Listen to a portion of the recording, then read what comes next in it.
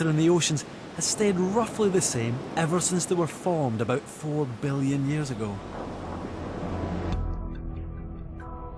But the oceans themselves are continually changing.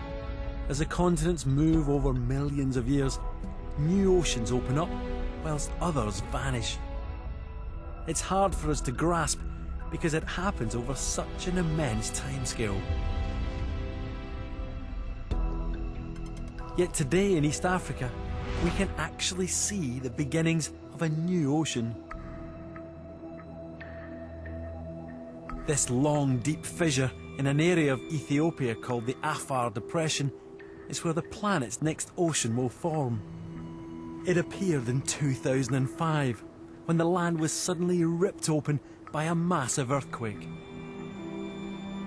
Nearby, similar tears and fractures scar the desert for hundreds of kilometres. This is a continent splitting apart.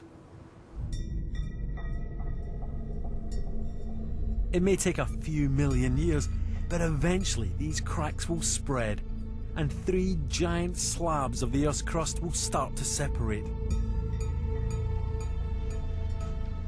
In time, a single crack in the desert will have turned into a new ocean.